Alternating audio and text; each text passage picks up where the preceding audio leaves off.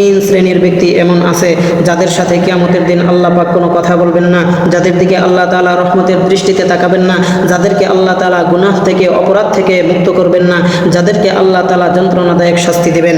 তিনবার এই কথা উচ্চারণ করলেন।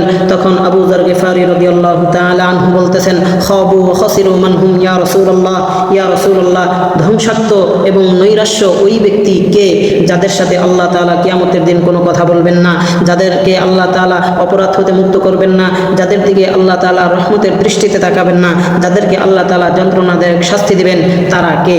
তখন রাসূলুল্লাহ সাল্লাল্লাহু আলাইহি ওয়াসাল্লাম বললেন, নাম্বার 1, আল মুসবিলু, ওই সমস্ত পুরুষগণ যারা তাদের পায়জামা বা লুঙ্গি শুট প্যান্ট দিয়ে তাদের টাকনুগুলো ঢেকে রাখে, এমন ব্যক্তিদের সাথে আল্লাহ তাআলা কিয়ামতের দিন কথা বলবেন না, তাদেরকে জাহান্নামী করে দিবেন।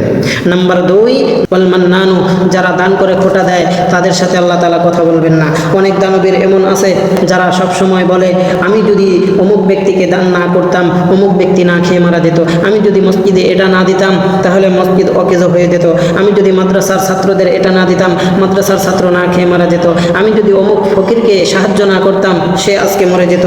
এক কথায় দান করে যে খোটা দেয় আল্লাহ তাআলা তার সাথে কিয়ামতের দিন কোনো কথা বলবেন না, তাদেরকে জাহান্নামী করে দিবেন। এরপর নবী সাল্লাল্লাহু আলাইহি ওয়াসাল্লাম 3 নম্বর শ্রেণীর কথা উচ্চারণ করলেন। নবীজি বললেন, ওয়াল মুনফিকু সিলআতাহু বিল হালফিল কাযিব, 3 নম্বর হলো ওই ব্যক্তি যারা মিথ্যা শপথের মাধ্যমে তাদের পণ্যগুলো বিক্রয় করে। অর্থাৎ কোনো ব্যক্তি 450 টাকা দিয়ে একটি লুঙ্গি কিনলো, কেনার পর নিকরাইল বাজার পর্যন্ত আসতে আরও খরচ হয়েছে 50, এই হলো মোট 500 টাকা। এখন বিক্রেতা বিক্রয় করার সময় বলতেছে, আমার লুঙ্গি কেনা হয়েছে 500 টাকা দিয়ে, আমি 500 টাকা কেমনে বিক্রি করব? এই কথা বলে যদি বিক্রেতা বিক্রয় করে তাহলে তার টাকা হারাম হয়ে যাবে। আর যদি বলে আমার টোটাল খরচ হয়েছে 500 টাকা, তাহলে সে ব্যক্তি ব্যবসা করবে হালাল।